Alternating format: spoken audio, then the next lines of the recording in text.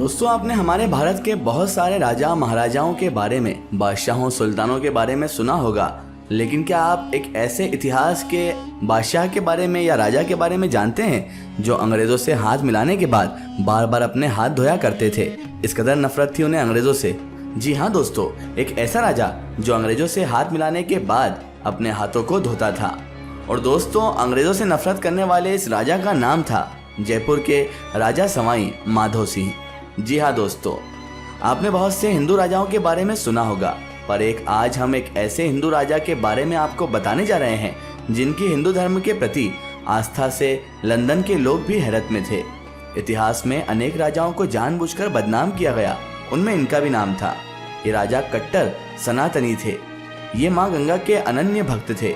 इन्होंने जयपुर में स्थित गोविंद देव जी मंदिर के पीछे गोपाल जी का मंदिर और गंगा जी का मंदिर बनवाया था। जी हाँ दोस्तों, हम बात कर रहे हैं महाराजा सवाई माधो सिंह द्वितीय की। इनका जन्म इसरदा के ठाकुर रघुनाथ सिंह के यहाँ भादवा वादी 1861 में हुआ था। माधो सिंह जी ठाकुर रघुनाथ सिंह जी के द्वितीय पुत्र थे। माधो सिंह जी को कोई पुत्र नहीं हुआ था, इसीलिए उन्होंने 1921 ईस्वी में इसरदा के ठाकुर सवाई सिंह के पुत्र मौर मुकुट सिंह को गोद ले लिया और गोद लेने के बाद उनका नाम मान सिंह जी द्वितीय रखा गया। गंगा भक्त राजा माधो सिंह के बारे में कहा जाता है कि वे हर वर्ष ट्रेन से हरिद्वार जाते और वहां महीने भर रहते थे। माधो सिंह जी राधा कृष्ण के अनन्य भक्त थे कि वे दिन की शुरुआत पूजा करने के बाद ही करते थे। वो कहीं भी जाते तो इन्हें साथ ही रखते थे। माधो सिंह जी हमेशा अपने साथ राधे कृष्ण की मूर्ति और गंगा जल लेकर जाते थे। यहाँ स्थित गोविंद देव जी के मंदिर में प्रतिष्ठित राधा कृष्ण लंदन की गलियों में घूम चुके हैं। पालकी में सवार होकर लंदन पहुंचे इन राधा कृष्ण की इस यात्रा की कहानी भी बहुत रोचक है।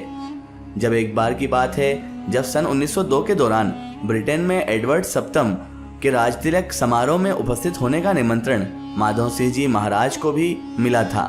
उन्होंने लंदन के करीब 1 महीने से ज्यादा समय के लिए जाना था। तब वे अपने साथ काफी मात्रा में गंगा जल लेकर जाना चाहते थे। जब माँ गंगा के अनन्य भक्त माधो सिंह ने अपनी इंग्लैंड यात्रा के दौरान गंगा जल को लंदन ले जाने के लिए विशेष रूप से बनाए गए चांदी के बड़े बड़े कलशों का उपयोग किया था, तो जो कलश उस समय महाराज लंदन लेकर गए थे उन्हें आज भी सिटी पैलेस में देखा जा सकता है। जिन बड़े बड़े कलश को लेकर महाराज जी गए थे, इसी गंगा जल से सफर में महाराज का भोजन बनता और वे इसी जल का वहाँ सेवन करते। यहाँ आपको बता दें कि चांदी से बने इन कलश का आकार इतना बड़ा है कि इसे Guinness book of world record में भी शामिल किया गया है। इन कलशों में गंगा जल भरकर हरिद्वार से इंग्लैंड ले जाया गया। दोस्तों, ताजपोशी के लिए इंग्लैंड पानी के जहाज ओलंपिया से गए थे, तो पूरे जहाज को गंगा जल से धुलवाया और एक कक्ष में राधा गोपाल को स्थापित किया। उसके पहले जब उनकी ट्रेन जयपुर से मुंबई के लिए निकली, तो उसके पहले ट्रेन तक जुलूस के रूप में राधा गोपाल जी को पालकी में बिठाकर ले जाया गया और उसके बाद जहाज से उतरकर इंग्लैंड की गलियों में आगे आगे राधे कृष्ण पालकी में और पीछे महाराज के साथ सेवा दल के लोग और कर्मचारी चल रहे थे। इसी तरह वे अपने गंतव्य तक पहुंचे थे। ये नज़ारा तब काफी चर्चा में था, जिसे देखकर हैरत से भरे अंग्रेजों की भीड़ इकट्ठी हो गई थी। वो यही सोच रहे थे, ये कौन से महाराजा हैं जो कि इतने ठाठ बाट से तो आए हैं, लेकिन ये आगे अपने भगवान को रखते हैं और भगवान को यहाँ तक लेकर आए हैं और पालकी में उनका जुलूस भी निकल रहा है। अंग्रेज भी इसको देखकर हक्का बक्का रह गए और वो भी इनकी प्रशंसा करने लगे और कहने लगे, वाकई भक्ति हो तो ऐसी हो। 3 जून 1902 का वह ऐतिहासिक दिन था जब किसी देवी देवता का लंदन की सड़कों पर जुलूस निकला था और लंदन की मीडिया में माधो सिंह जी को धर्म प्रयाण राजा कहा गया है। बल्कि दोस्तों, लंदन ही नहीं, पूरी दुनिया में एक राजा के अपने इष्ट देव के प्रति अटूट श्रद्धा की बातें सुनकर लोग हैरत में थे।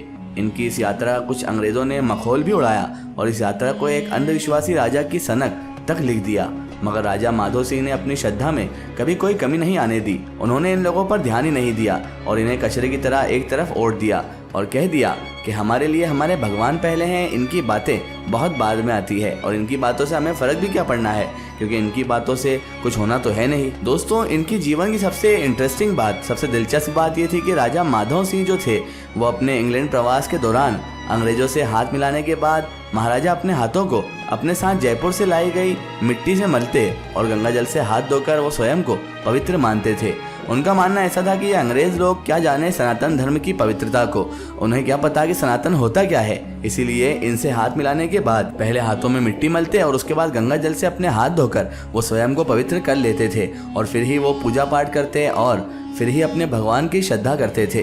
दोस्तों, आपको बताते चलें कि महाराज का ध्यान शिक्षा की ओर भी बहुत ज्यादा था। महाराज हमेशा शिक्षा पर जोर दिया करते थे क्योंकि उस वक्त हमारे देश के इतने लोग शिक्षित नहीं हुआ करते थे। इसीलिए इन्होंने लोगों को शिक्षित करने में भी बहुत बड़ा योगदान दिया है। साथ ही साथ इन्होंने सब जगह शिक्षा मुफ्त में दिलवाई है। स्त्री शिक्षा पर भी महाराज का समुचित ध्यान था। जयपुर शहर में एक विशाल कन्या पाठशाला थी। सन 1911 में इस राज्य की प्रति 10 लाख स्त्रियों में 2-4 शिक्षित थी। बीमारों के लिए राज्य में जगह जगह अस्पताल खुले हुए थे। खास जयपुर में मेयो हॉस्पिटल नामक एक विशाल अस्पताल था। इस अस्पताल में मरीजों के लिए अच्छा प्रबंध था। औजार भी सब तरह के थे। महाराज साहब ने पब्लिक वर्क्स डिपार्टमेंट को भी अच्छा संगठित किया था। इस विभाग के लिए आपने 4 करोड़ रुपए खर्च किए थे। अपने राज्य में जगह जगह बांध बनवा दिए थे। अकाल के समय ये बांध बड़े ही उपयोगी सिद्ध होते थे।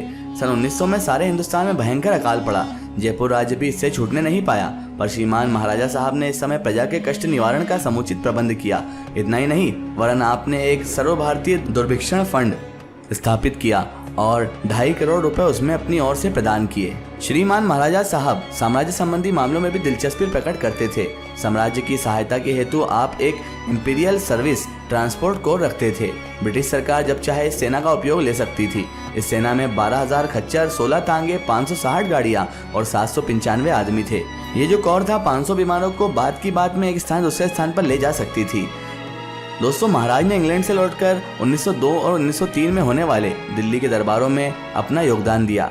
दिल्ली से लौटते ही आप श्रीमान ड्यूक ऑफ नॉट के आगमन की तैयारी में लग गए। इस अवसर पर सम्राट की ओर से महाराजा साहब को विक्टोरिया क्रॉस प्रदान किया गया। सन 1911 में भारत के वर्तमान सम्राट अपनी पत्नी सहित जयपुर पधारे। श्रीमान महाराजा साहब ने रेलवे प्लेटफॉर्म पर पहुंचकर यथोचित स्वागत किया। सामग्री के आगमन की खुशी में महाराजा साहब ने किसानों की तोजी के 50 लाख रुपए माफ कर दिए। सन 1913 में महाराज साहब नरेंद्र मंडल के सदस्य बने और इस मंडल की बैठक में आए प्रतिवर्ष पधारते रहे और बड़ी दिलचस्पी के साथ साथ उसमें सहयोग देते रहते। यूरोपियन महासमर के समय भी अन्य निवेशों की तरह आपने ब्रिटिश साम्राज्य की तन मन धन से सहायता की थी। दुख है कि महाराज सवाई माधव सिंह द्वितीय का 1922 में देहांत हो गया। श्रीमान महाराजा साहब बड़ी ही उदार प्रकृति के नरेश थे। यद्यपि आप कट्टर हिंदू थे, तथापि अपनी उदारतावश आपने अपने राज्य में कई जगह मस्जिदें और गिरजाघर भी बनवाए थे। महाराजा साहब की पूर्ण पदवियां इस प्रकार थी: मेजर जनरल हिज हाईनेस सरमदी, राजाए Hindustan, Raj Rajendra Shri Maharaj Dhiraj, sir Sawai Madhav Singh ji Bahadur, GCS, IGC, IE, GCV, OGP, LLT। तो दोस्तों, आपको महाराज के बारे में इससे पहले पता था या नहीं, हमें कमेंट में ज़रूर बताएं। फिलहाल आज की हमारी वीडियो में बस इतना ही। अगर ये वीडियो आपको पसंद आई है तो इसे ज़्यादा से ज़्यादा शेयर कीजिए। इसे अपने फ्रेंड सर्कल, अपने रिश्तेदारों तक ज़रूर पहुंचाएं।